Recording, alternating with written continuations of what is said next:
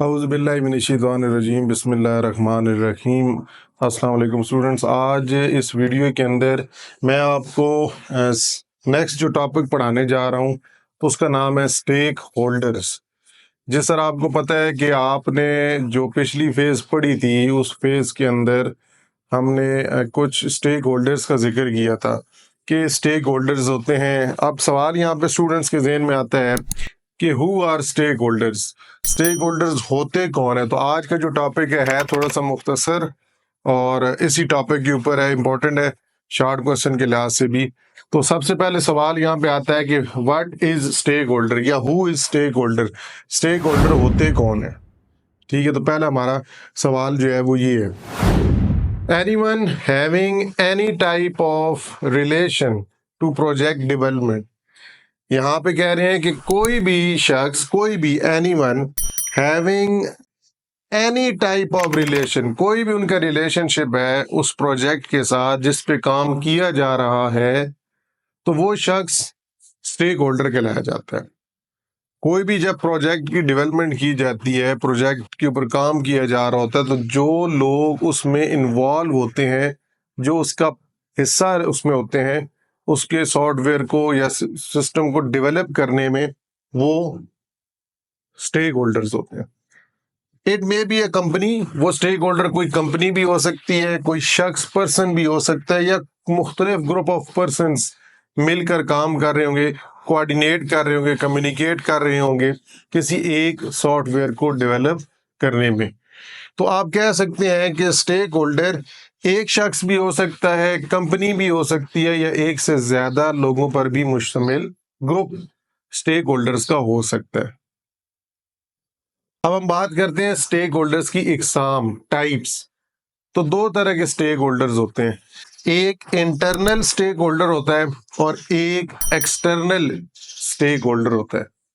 ये बड़े इंपॉर्टेंट है, ये आपके लिए शॉर्ट क्वेश्चंस के अंदर पूछे जा सकते हैं कि इंटरनल स्टेक होल्डर कौन सा होता है, एक्सटर्नल कौन सा होता है। आपकी बुक में, नई बुक में ये चीज नहीं है, लेकिन स्टेक होल्डर का जिक्र है तो स्टेक होल्डर का पता तो होना चाहिए ना। ठीक है कि स्टेक होल्डर होते कौन है, ये बड़ा इंपॉर्टेंट जो आप कह सकते हैं टॉपिक है SDLC के अंदर, स्टेक होल्डर्स का डिजाइनिंग फेज के अंदर। लेकिन ये बुक में नहीं है, मैंने जो नई बुक देखी है, तो इसलिए मैं आपको थोड़ा सा इसको इसलिए छोटा टॉपिक रखा है, ज्यादा लेंथी नहीं, कि जो आपके सिलेबस के टू द पॉइंट, लेकिन अहम बात है, अहम टॉपिक है।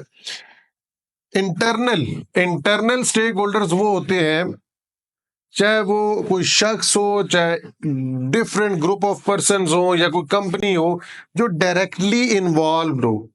यहाँ पे जिक्र हुआ है डायरेक्टली इन्वॉल्व, जो उस सॉफ्टवेयर डेवलपमेंट के अंदर डायरेक्टली उसमें शामिल है। अब डायरेक्टली से मुराद कौन कौन से लोग, प्रोजेक्ट मैनेजर जो उस प्रोजेक्ट को पूरा ओवरऑल मॉनिटर कर रहा है, सारे एम्प्लॉयज जो उसके अंदर काम कर रहे हैं उनको मॉनिटर कर रहा है, उनको कोई प्रॉब्लम का सामना तो नहीं करना पड़ा, या कोई वो सही तरह से वर्क कर रहे हैं या नहीं कर रहे। प्रोजेक्ट टीम, वो जो टीम जो सॉफ्टवेयर को डेवलप कर रही है, वो खुद भी डायरेक्टली इन्वॉल्व है ना उसके अंदर, तो वो भी इंटरनल स्टेक होल्डर होंगे। कंपनी तो जाहिर सी बात है, तो जिस ऑर्गेनाइजेशन के अंदर आप सॉफ्टवेयर बना रहे, सॉफ्टवेयर हाउस के अंदर, तो वो सॉफ्टवेयर हाउस जो कंपनी है वो खुद भी इन्वॉल्व है। तो आप कह सकते हैं कि जो डायरेक्टली रिलेट करते हैं, जिनकी आप कह सकते हैं कि शमूलियत बहुत ज़रूरी होती है किसी भी सॉफ्टवेयर को डेवलप करने में, ऐसे stakeholders internal stakeholders कहलाए जाते हैं। अब हम बात करते हैं external stakeholders. External stakeholders वो होते हैं जो इनडायरेक्टली आप कह सकते हैं कंपनी के साथ अटैच होते हैं। अब आप कहेंगे जेहन में कि इनडायरेक्टली लोग भी होते हैं, बिल्कुल जी, इनडायरेक्टली भी होते हैं। अगर आप मिसाल ले लें, कस्टमर, जो बंदा आपको आके कहता है कि मुझे सॉफ्टवेयर डेवलप करके दें, वो हर वक्त तो कंपनी में अवेलेबल नहीं है ना, तो उसने आपके पास सामने एक आइडिया रख दिया। जब आप उससे रिक्वायरमेंट हासिल करते हैं तो रिक्वायरमेंट की बेस पर ही आगे फर्दर प्रोजेक्ट के ऊपर काम करते हैं ना। तो वो जो शख्स है वो एक्सटर्नल स्टेक होल्डर है। ठीक है, अ पर्सन और ग्रुप ऑफ पर्संस और कंपनी दैट इज इनडायरेक्टली, यहाँ पर एक लफ्ज आ रहा है इनडायरेक्टली, वहां पे था डायरेक्टली। इंटरनल स्टेक होल्डर्स के अंदर डायरेक्टली होता है और एक्सटर्नल स्टेक होल्डर्स के अंदर इनडायरेक्टली। तो यहाँ पे जो इन्वॉल्व है, लेकिन बहुत से लोग कहते हैं इनडायरेक्टली इसके लफ्ज की बेस पर गिरी, इनकी तो फिर अहमियत ना हुई। बिल्कुल नहीं, ये बात ज़हन में रखें, they are most significant contribution to the project. ये इनका भी एक अहम किरदार अदा किया जा रहा है एक प्रोजेक्ट की डेवलपमेंट के अंदर। जिस तरह मैंने मिसाल दी, कस्टमर आपके पास आता है या कोई इदारा आता है, कंपनी आती है, मुझे सॉफ्टवेयर बना के दें, या कोई यूनिवर्सिटी वाले कहते हैं हमें सॉफ्टवेयर बना के दें, तो वो आपको रिक्वायरमेंट्स देंगे, तो आप उसकी बेस पर काम करेंगे, फिर आपको अमाउंट मिलेगी। ठीक है, इसी तरह आपका बिजनेस स्प्रेड करेगा, तो उनकी अहमियत, उनकी शमूलियत का होना भी ज़रूरी है।